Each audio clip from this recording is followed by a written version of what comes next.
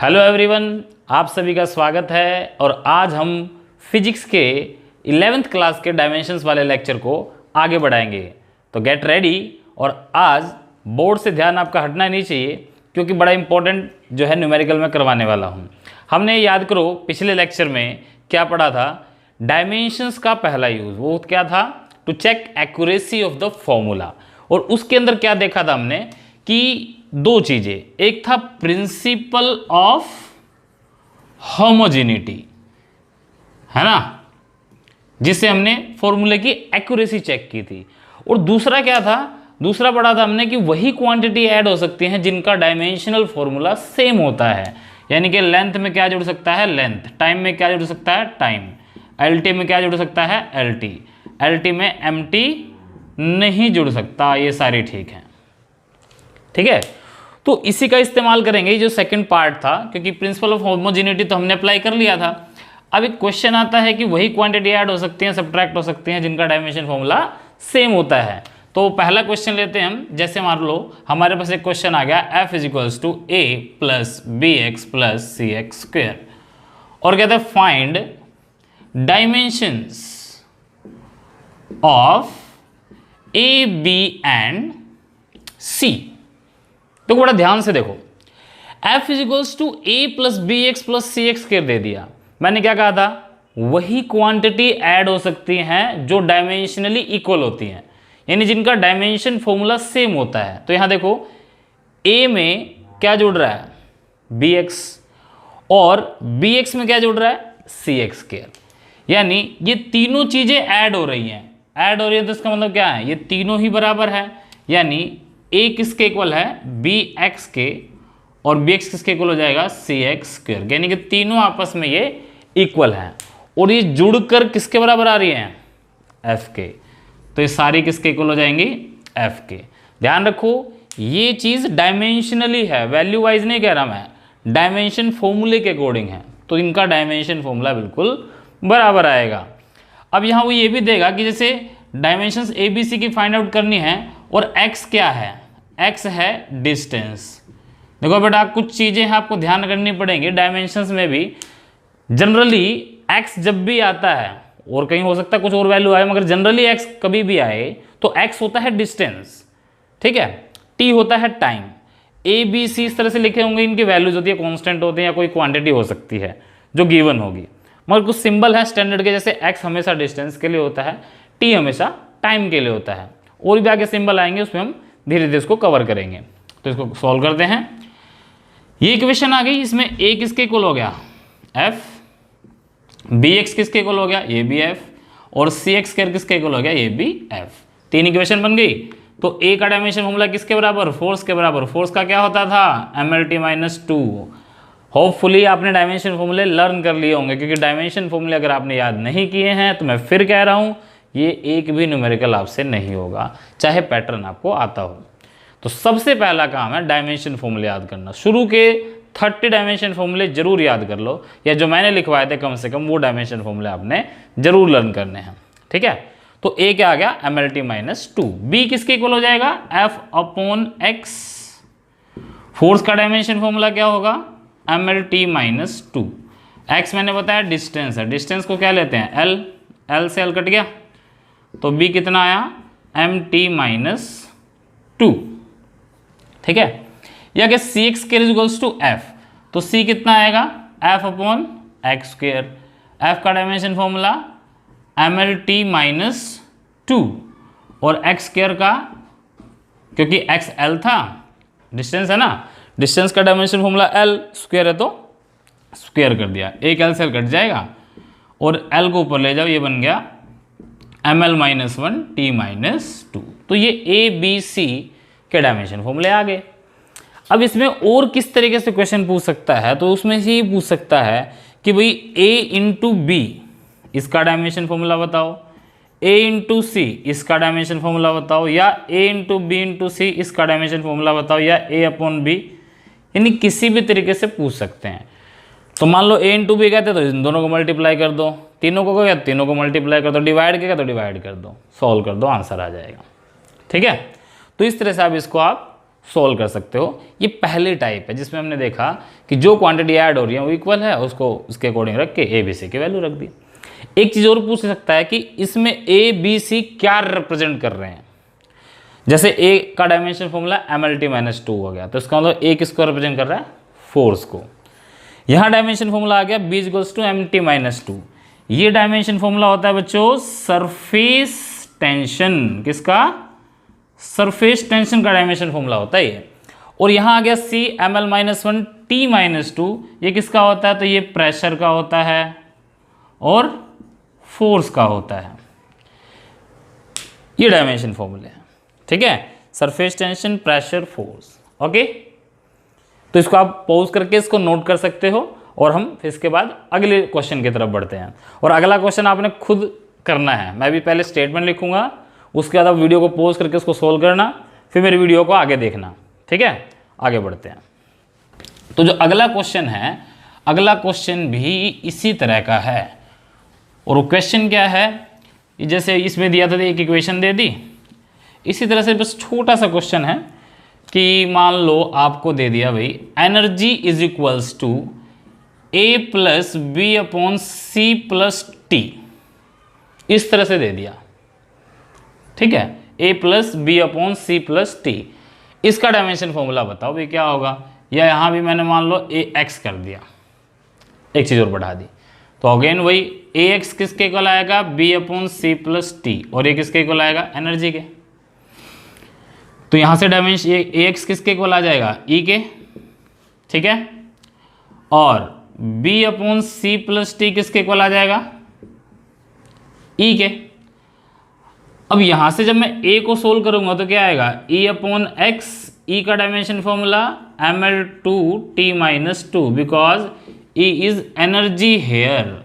E क्या है आपके पास, एनर्जी, X क्या है, डिस्टेंस, T क्या है, टाइम। ABC का हमने डायमेंशन फॉर्मूला पता ही करना है, तो A निकल के आ गया ये, और डिवाइड में कर दिया L, तो A का L से L कट गया, तो A क्या बचा, MLT-2। अब इसमें आगे कब बढ़ पाएंगे, जब B और C में से किसी एक का पता हो हमें, बट किसी का पता ही नहीं है। मगर यहाँ ध्यान से देखो C में क्या जुड़ रहा है, T, तो सीधे C किसके इक्वल हो गया, T, तो C का डायमेंशन फॉर्मूला टाइम T, यहाँ रख दो। B T + T, अगेन क्या आ जाएगा, T आएगा, इक्वल टू E, तो B कितना आया, E × T, एनर्जी का डायमेंशन फॉर्मूला रख दो, क्या है, ML2T-2 और इनटू में T। अब यहाँ देखो ध्यान से, T-2 T + 1, base same power add कर दो, -2 + 1 करोगे तो कितना आ जाएगा, -1, तो B कितना आएगा, ML2 और T-1। इस तरह से ये क्वेश्चन सोल्व हो जाएगा। इसको पोज करो, नोट करो, ठीक है। अब आगे बढ़ते हैं अगले क्वेश्चन की तरफ। तो 2 क्वेश्चन मैंने सोल्व करवा दिए हैं। आई होप कि अगला क्वेश्चन जो मैं लिखने वाला हूँ वो आप आसानी से सोल्व कर लोगे, ठीक है। तो इसको आप नोट कर सकते हैं। नेक्स्ट की तरफ बढ़ते हैं। इसी की जो थर्ड टाइप में करा रहा हूँ, लगभग उसके बाद आप इसके किसी भी टाइप का न्यूमेरिकल आएगा तो सोल्व कर सकते हो। इसी में क्वेश्चन आ गया, जैसे मैंने एनर्जी दे दिया A - x²/BT, और ये क्या दिया, find dimensions of A × B। इसका डायमेंशन फॉर्मूला आपने पता करना है, ठीक है। E = A - x²/BT, find dimensions of A × B। E वही एनर्जी है, X डिस्टेंस है, T टाइम है। वीडियो पॉज कीजिए, इसको सॉल्व कीजिए, पहले ट्राई करो। देखो खुद ट्राई करोगे तभी ये समझ में भी आएंगे, ऐसे तो मैं समझा दूंगा समझते चले जाओगे, खुद से नहीं होगा। तो एक बार इसको वीडियो को पॉज करो, सॉल्व करो, और उसके बाद अगर सोल्व ना हो तो वीडियो को आगे देखो, ठीक है। हम इसको सोल्व करते हैं। तो मैंने वही बताया, सेम क्वांटिटी यार, सब्ट्रैक्ट में सीधे E = ये तो है ही। अब यहाँ देखेंगे तो ये क्या है, A - x², तो सीधा A किसके इक्वल हो गया, x² के, और x क्या था, डिस्टेंस, डिस्टेंस का डायमेंशन फॉर्मूला L² है, तो स्क्वायर, तो AL² होगा। सेकंड इक्वेशन क्या बनेगी, E = A - x²।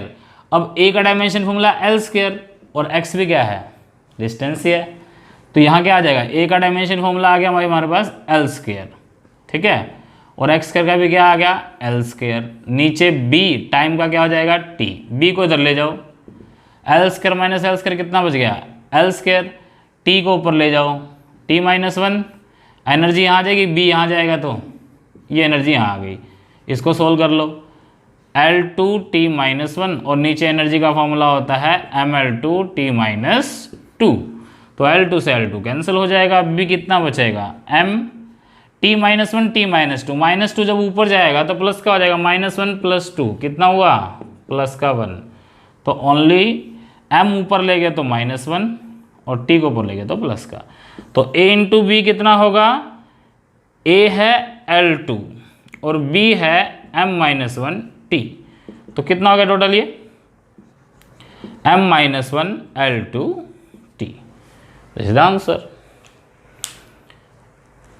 In type में अब आगे आप कोई भी क्वेश्चन सोल्व कर सकते हो, कोई बुक का क्वेश्चन उठाओ सोल्व करो, ठीक है। और अगर सॉल्व ना हो वो क्वेश्चन आप टाइप करके कमेंट में मुझे भेजिए, मैं उसका सॉल्यूशन दूंगा, ठीक है। अब इसको रब करते हैं, आगे बढ़ते हैं। तो देखो हमने पहला यूज डायमेंशन का कि to check accuracy of the formula complete कर लिया। इसी के साथ डायमेंशन का दूसरा इंपॉर्टेंट यूज शुरू होता है जिसको बोलते हैं हम डेरिवेशन ऑफ फॉर्मूला। फॉर्मूले की क्या करनी है हमने, डेरिवेशन करनी है, डेरिवेशन ऑफ द फॉर्मूला। जैसे हमने फॉर्मूला पढ़ लिया, वी काइनेटिक एनर्जी का फॉर्मूला क्या होता है, हाफ mv स्क्वायर, ठीक है। तो इस फॉर्मूले का डेरिवेशन, किसी भी प्रकार के फॉर्मूले का derivation with the help of dimensions हमने यहाँ करना है। तो इसमें क्या होगा बच्चों, इसमें क्या होगा, इसके अंदर पहले से आपको एक स्टेटमेंट गिवन होगी, ठीक है। और वो स्टेटमेंट क्या होगी, जैसे मैं एक स्टेटमेंट लिख देता हूँ कि सेंट्रीपिटल फोर्स, आपने पढ़ी होगी सेंट्रीपिटल फोर्स 9th क्लास में, depends on mass of body यानी कि small m, velocity of body यानी कि small v, and radius of circle यानी कि r। Derive formula for centripetal force using method of dimensions, ठीक है। ये स्टेटमेंट दे दी इस तरह की। आपने पढ़ा सेंट्रीपिटल फोर्स क्या होती है, जो फोर्स किसी भी बॉडी को सर्कल में घुमा दे तो सेंट्रीपिटल फोर्स बोलते हैं, 9th क्लास में पढ़ा हुआ है। इसमें भी 11th क्लास में भी आपके आगे आएगा, 3rd यूनिट के अंदर डिटेल के अंदर, जब वहाँ और पढ़ेंगे। अभी फिलहाल हमने इसका डेरिवेशन करना, तो सोल्यूशन कैसे करेंगे तो समझ लो स्टेप क्या है इसके, बड़ा आसान है। देखो सबसे पहला काम सेंट्रीपिटल फोर्स यानी कि जिसका डेरिवेशन करना है, किसका, सेंट्रीपिटल फोर्स का, उसका सिंबल लिख लो और प्रोपोर्शनैलिटी का साइन लगा दो। This is the sign of proportionality कि किस किस पर वो डिपेंड कर रहा है। तो देखो किस पर डिपेंड कर रहा है, मास ऑफ द बॉडी, क्या सिंबल है, m लिख दो। फिर किस पर डिपेंड कर रहा है, velocity of the body, v लिख दो। फिर किस पर डिपेंड कर रहा है, radius of the circle, r लिख दो। जिन जिन चीज़ों पे डिपेंड कर रहा है वो चीज़ें आप इसमें लिख दीजिए, ठीक है, MVR, ठीक है। फिर क्या कीजिए, पावर लिख दीजिए ABC। तो हमने क्या किया, पहले जिस क्वांटिटी का डायमेंशन फॉर्मूला निकालना है वो क्वांटिटी लिख दी, जिस पर वो डिपेंड करता है वो क्वांटिटीज यहाँ लिख दी, ठीक है। उनकी पावर लिख दी, power A, power B, power C। अब फिर क्या करना है, प्रोपोर्शनैलिटी का साइन हटाओ तो कांस्टेंट आएगा K, ठीक है। और M की power as it is, V की power as it is, R की पावर एज इट इज, ये हमने लिख दी।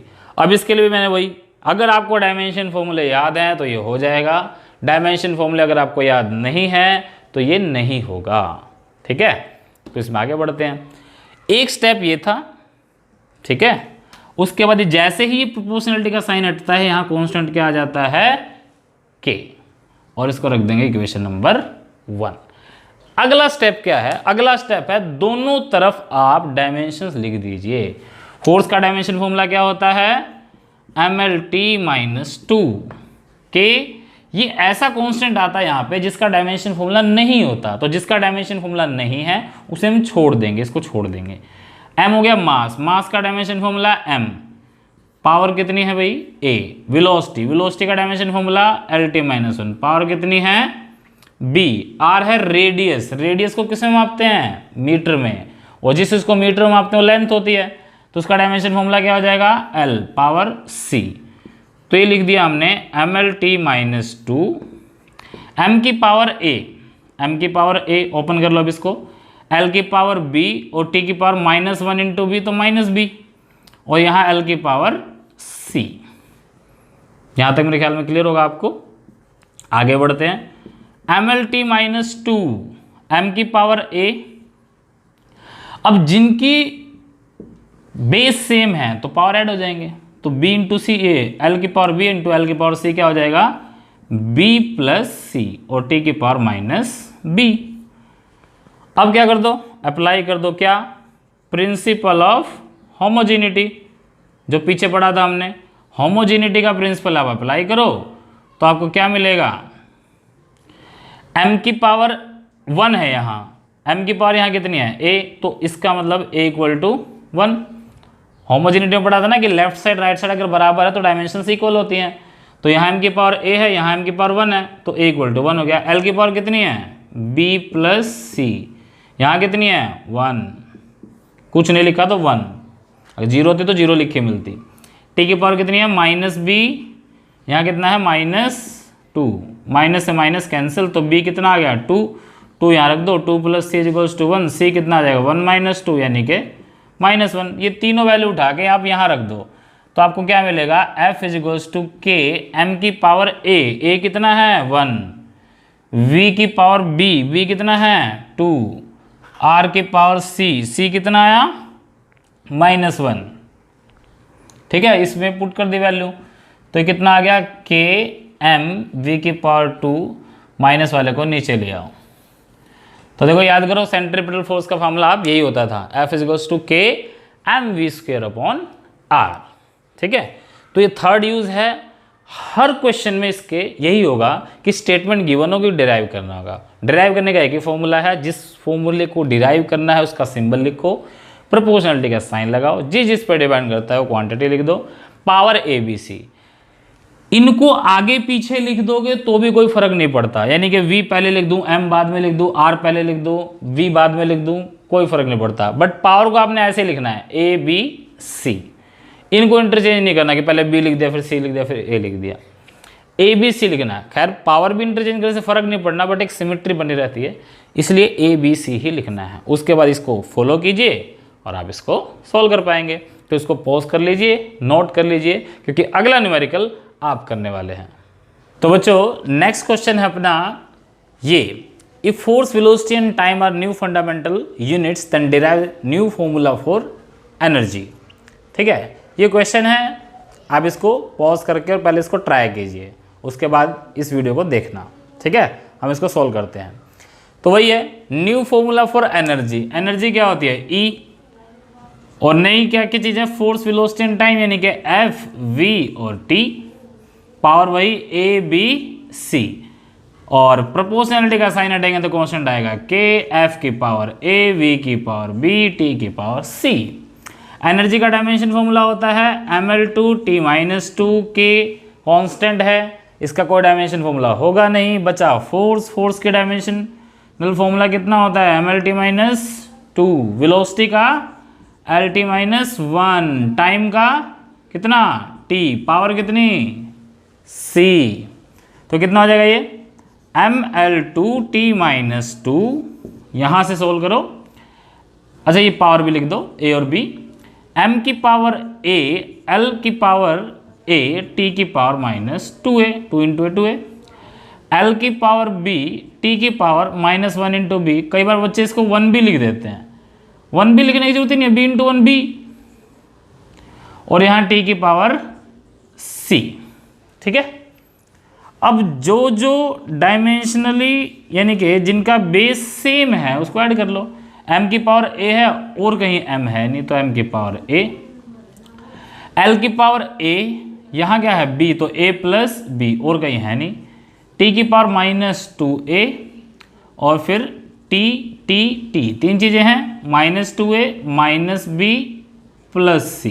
दोबारा देख लो, m की पावर a, l की पावर a और b मिलकर बन गया a प्लस b, टी की power -2a -b plus c तो हो गया -2a -b प्लस c। दोनों तरफ डायमेंशंस कंपेयर कर दो applying principle of homogeneity. m की पावर a है, यहाँ m की पावर 1 है तो a कितना हो गया 1, l की पावर a प्लस b है, यहाँ कितना है 2, और t की पावर -2 है, t की पावर यहाँ कितनी है -2a -b plus c is equals to -2। a की वैल्यू यहाँ रख दो बच्चों, 1 plus b is equals to 2, तो b कितना आया 1, a और b की वैल्यू यहाँ रख दो, -2, a कितना है 1 तो 2 इंटू 1, माइनस b कितना है 1 plus c is equals to 2, तो कितना हो गया -2 -1 plus c is equals to 2, तो -3 और plus c is equals to, sorry minus था, -2 और c कितना आएगा -2 प्लस 3, तो c कितना आ गया 1, यानी a b c तीनों की वैल्यू कितनी आ गई 1, यहाँ पुट कर दो, you will get the answer E is equals to k, f की पावर a 1, v की पावर b 1, t की पावर c 1, यानी कि E is equals to k f v t, ये इसका आंसर होगा।